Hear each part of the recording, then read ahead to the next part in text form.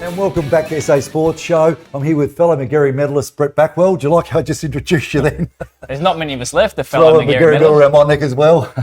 Left mine at home, so I'll have to borrow yours. Fantastic. Hey, it was interesting. I looked at some stats of yourself. You actually won a JJ Lister medal as well, which is the best player in the VFL competition. McGarry medal, of course, with Glenelg. I think you come runner-up in the NF Football League, FL. QAFL. And then run-up in the In the NTFL. Wow. That's close amazing. a few times. Yeah, looking back, it's been a bit of fun. Yeah. But the interesting thing was with the Queensland Football Association, your father won one of those. Yep. You've just missed out, and it would probably been other than probably Russ Liebert and Brady, but the only father and son. Yeah, I think at the time no medalist. other state league had father-son winners of a medal. Now, obviously, Russell and Brett have done it now, which is fantastic. And you were that close too, by the way. You were that close. Did you think that you should have got best on ground that game? They gave you a 2. The rumours were you should have got it. Looking back, it would have been nice. Your mum said you definitely was best player. Mum gave me best on every week. But you played for Carlton. You come over and played for Westies first, and then to Glenelg, which had huge success, obviously. It's a bit of a journey from Queensland, Northern Territory, then with into the South Australian League. Footy's such a wonderful, and sport in general, is such a great platform to be able to travel. And I had a discussion with a friend the other night, and I mean, most footballers have been the same. So if you went to the airport now and hopped on a plane, no matter where it landed, you could call someone, have somewhere to stay, a place to eat. It's a real and national you feel like game, home. isn't it? Yeah. So it would have been great to play at one club your whole career, but the opportunity to play it in multiple cities, multiple states, for multiple clubs, that network that you've built of friendships and relationships has been phenomenal, and really lucky that I had the opportunity to do that. Again, to live in Brisbane and Melbourne and Adelaide and Darwin and travel to Perth and play footy. And what about that business with you being a Queenslander and representing South Australia, and not only that, winning the Foss Williams medals as well? Representing the association. Did I say the association. Did I say a fellow Foss Williams medalist?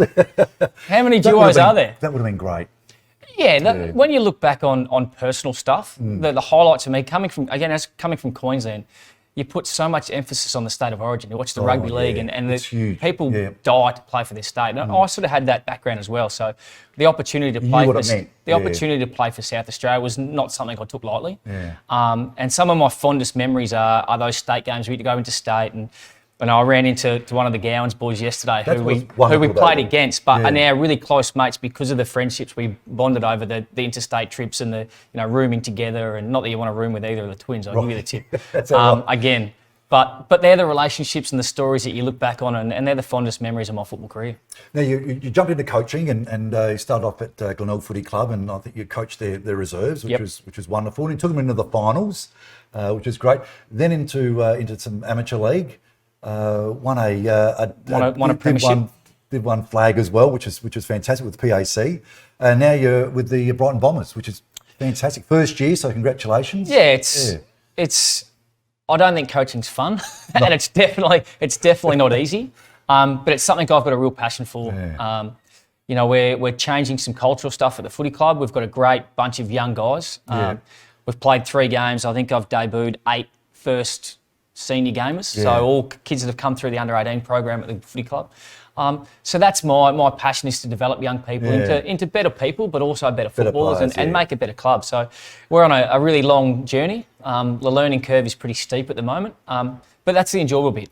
The challenge each week to perform, to set a goal and a standard and a system that guys can adhere to, and hopefully along the line you get some results. And it's quite amazing. I have watched you coach on a number of occasions over the last few years, and one of those was the grand final with PAC.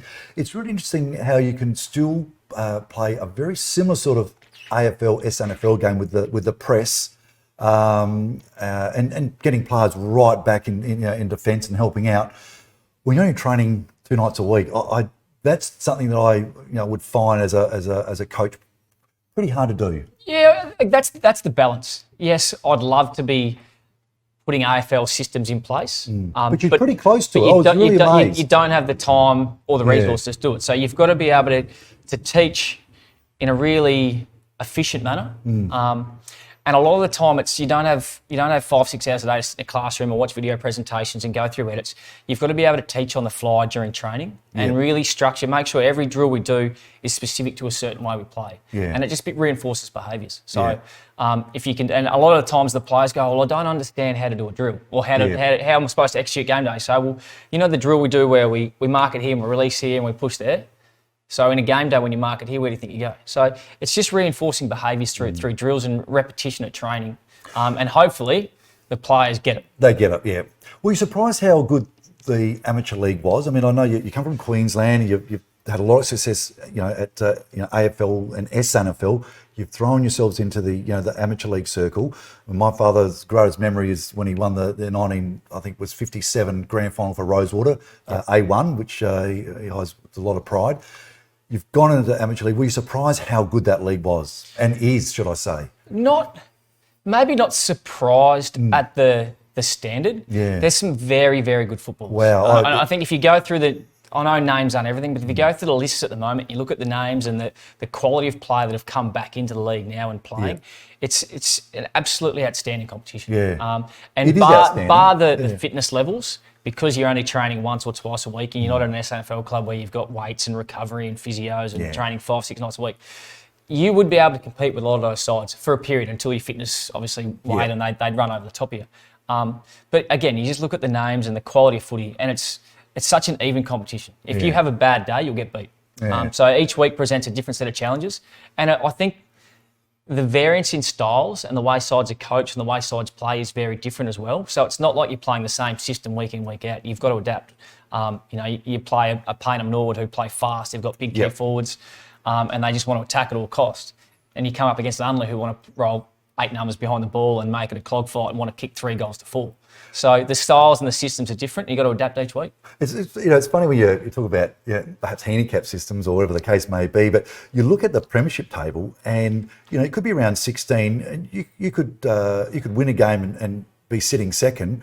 You can lose a game and you could be second or third to bottom. Yeah, well, you go back 2 years to PAC. I think from second to 7th, there was a game in percentage. So win or lose one game either way. From second to 7th. Wow. So I think we were in second and we lost to Goodwood Saints in the last round by a point and dropped to 5th. Yeah. And they jumped from 7th to 4th. Isn't that amazing? So it's such a great, and that's what you want. You don't want to win by 20 goals and then lose by 20. Yep. You want to have really even competition and you want to perform week in, week out. And the Brighton Bombers have been great. I mean, I know they've got their new club rooms and their facilities are outstanding. You drive past, you think it's half footy park, but look, I've been really lucky to.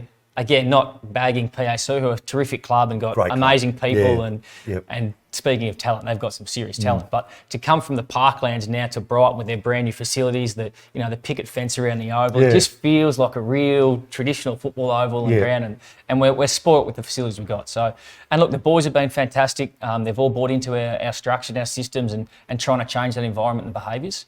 We've got a long way to go. We're going to need to top up with some talent and some resources around that.